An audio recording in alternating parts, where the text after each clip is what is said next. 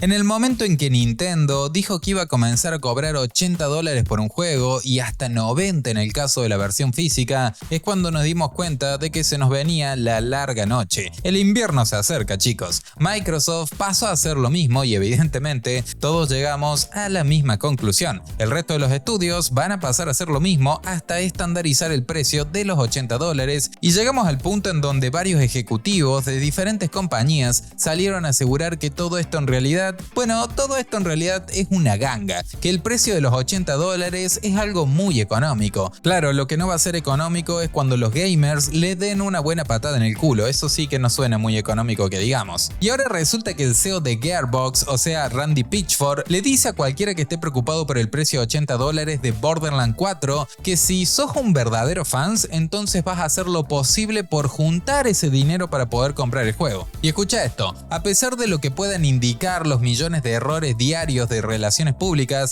las lecturas de mala fe, las hostilidades instintivas y la gente que en realidad publica a través de Twitter, no tuitear suele ser la decisión más inteligente. Esta decisión fue totalmente ignorada la semana pasada por el director ejecutivo de Gearbox, o sea de Randy Pitchford, quien decidió por voluntad propia decirle a un fan de Borderlands que si de verdad le encantaba la saga, no tendría problemas en pagar cualquier hipotético aumento de precio que se le presentara.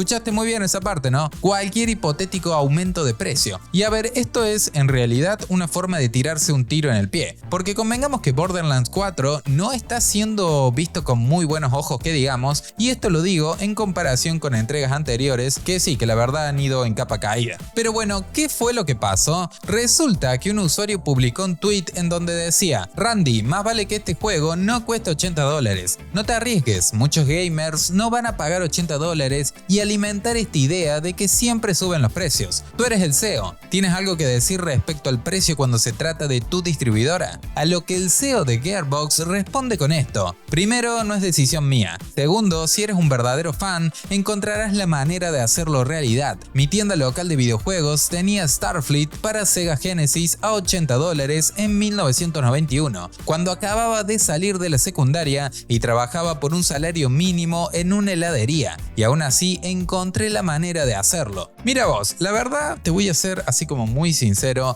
me vale verga si lo consiguió o no. ¿Quién quiere que los juegos salgan a $80 o $90? Si seguimos así, para cuando salga GTA 6 va a terminar costando, no sé, $120. Y esto es algo que no únicamente piensa este tipo, también lo piensa un ex ejecutivo de PlayStation, que esta noticia la vimos ayer, en donde en una parte dice justamente lo siguiente: un juego realmente bueno cuyo precio sea de $70 u $80 sería una ganga, escuchaste bien eso, ¿no? Sería una ganga en términos de cantidad de entretenimiento proporcionado y la calidad de la experiencia en comparación con otras formas de entretenimiento. Mientras la gente elija con cuidado cómo gasta su dinero, no creo que deban quejarse, fue lo que afirmó este ejecutivo de Sony. O sea, ¿te das cuenta para dónde quiere ir la industria? No únicamente esto marcaría precedentes en donde comenzarían a aumentar justamente el precio estándar de los juegos cada menos años, sino que además es un tema de no deberías quejarte, es como un callate y consumí, y básicamente pagar lo que ellos digan por los juegos sí o sí, porque claro, según ellos lo que te ofrecen es de calidad, según ellos. Y lo más loco de todo es que tenemos grandes ejemplos de cómo la gente está completamente dispuesta a gastarse $50 o $60 en juegos que de verdad ofrecen una buena cantidad de contenido a cambio y que sea evidentemente de calidad, como Expedition 33, que es un juego que sin dudas expuso a la industria. No fue un juego precisamente económico de hacer, pero está muy lejos del presupuesto de un AAA, y así todo entregó un producto impresionante y a un precio accesible, y estando en Game Pass ya lleva millones de copias vendidas, y esto no va a parar en un futuro cercano. Y me causa gracia cómo algunos comparan el precio de antaño con los precios nuevos, que la inflación, que antes a veces eran más caros y bla bla bla. Claro, todo lo que vos quieras, pero antes no tenían las ventajas que tienen ahora. Primero que nada, el formato. El físico ya está más chau que hola. Ahora todo es digital y acá se ahorran como mínimo entre un 30 a 35% del costo total de cada copia vendida. Se ahorran el tener que preparar la cajita con el disco, los manuales y todo eso, el tener que pagarle a terceros para temas de, no sé, organizar la logística y distribuirlo. El de la tienda no tiene que ganar dinero al venderlo, así que eso tampoco se traslada a lo que sería el precio final del juego, y un montón de etcéteras más. Entonces de esta forma se ahorran demasiado, pero demasiado dinero en comparación con el ancho de banda que pueden llegar llegar a gastar una empresa para que vos lo descargues. A su vez, vivimos en una época en donde tienen formas de ganar dinero una vez que te vendieron el juego, que DLC, que contenido descargable de toda clase, que pases de batalla, que te venden skins y bla bla bla. Así que todo es digital, no tienen que asumir estos costos que podríamos considerar extras y seamos sinceros, si ponemos en la balanza el tiempo de juegos como Expedition 33, Elden Ring por ejemplo, Skyrim, mi amado Skyrim, bueno, si ponemos en la balanza todo el tiempo que estos juegos te ofrecen, uno podría llegar a pagar un poco más, porque realmente lo compensa, son demasiadas horas de entretenimiento, así que termina siendo, no sé, más rentable de que, no sé, por ejemplo ir a ver Thunderbolt varias veces al cine.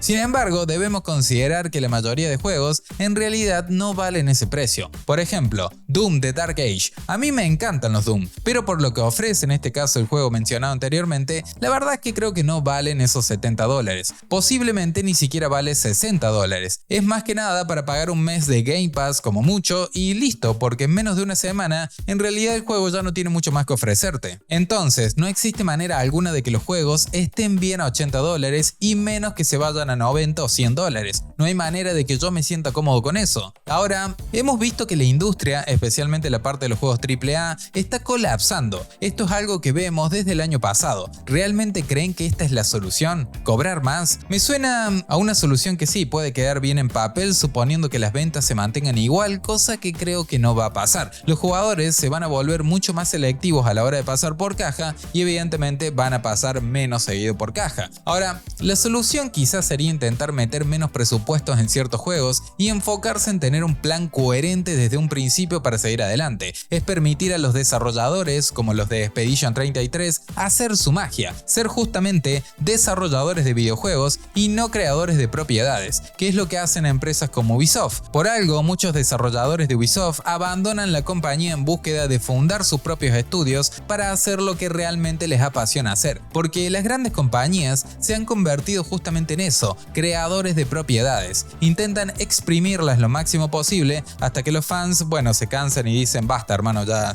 me pudriste. Entonces, por ejemplo, ¿sabías que Assassin's Creed tiene planeado ya 2 entregas más? Eso es tomar justamente lo que es el juego como una propiedad al 100% y la pregunta sería, ¿quiénes le dieron alma a la franquicia? Porque los creadores de esto ya se fueron hace mucho tiempo de Ubisoft. Las empresas están así porque se han enfocado en pocas franquicias que tenían, teóricamente, las ventas aseguradas, y el problema es que se quedan con dichas franquicias, pero no con la gente que las creó, no con la gente que usa la cabeza y su imaginación y su pasión para crear justamente todas esas franquicias, todos esos mundos. Y es en pocas palabras lo que hablamos hace unas semanas. Por ejemplo, Obsidian fue grande en su momento, fue genial, pero no porque sea Obsidian lo va a seguir siendo, porque, a ver, no es el estudio, es la gente que está detrás del estudio lo que hace justamente que este sea genial. Si esa gente se va, en pocas palabras se termina todo y pasa a ser un estudio más del montón que tiene muchas cosas nuevas que demostrar. Y esto que acaba de decir el CEO de Gearbox, que si eres un verdadero fan vas a encontrar la forma de hacerlo, no es más que simplemente decirte que te calles y consumas el producto. No es más que eso al final del día. Pero la verdad es que no, discúlpame. Una cosa es ser fan de algo y otra es dejar que te traten como una billetera, como un número, como un idiota que va a pasar por caja a pagar lo que sea por un producto que, según ellos, y nada más que ellos, vale totalmente la pena. En cuanto a los gamers, evidentemente han reaccionado a esto y lo han mandado a ya sabes dónde lo han mandado con cosas como esta. En 1991 esos $80 eran el fin. Tenías un juego completo, sin actualizaciones en línea, sin microtransacciones, sin cajas de botín, sin pase de batalla. Era tuyo, lo poseías y podías revenderlo. Claro, ese es otro detalle a tener en cuenta. Lo podías revender y a la vez comprabas un juego completo que en la mayoría de ocasiones estaba bien testeado, así que no estaba roto apenas lo empezabas a jugar. Después tenemos otro que dice, el socialismo surge de maneras inesperadas, como el deseo de controlar la propiedad privada de otros y cómo fijar el precio de la misma. Acá tenemos otro que dice, ese fue un comentario terriblemente insultante. Podría haber explicado el aumento de precio, lo que estamos viendo es inflación. $80 rápidamente se va a convertir en la nueva normativa. Y acá otro dice, su respuesta ignora que el mercado actual es 10.000 veces mayor que el de hace 34 años. Y como demuestra Oblivion o Expedition 33, se puede crear un juego increíble, venderlo barato y obtener grandes beneficios. Y a todo esto tenemos que sumar sumarle que vivimos en una época en donde ni siquiera es factible confiar en la prensa porque está toda comprada. ¿Se acuerdan la calificación que le dieron a Bayware? Era un 10 sobre 10, era perfecto. Y 2 semanas después las reseñas reales salieron y eran muy diferentes a lo que habíamos visto en un principio, y en muchas ocasiones en realidad las reseñas reales, por decir de alguna forma, ni siquiera salen. Y lo mismo pasó con Concord, que muchos medios defendieron al juego y su precio y bla bla bla, y bueno, terminó saliendo bastante mal.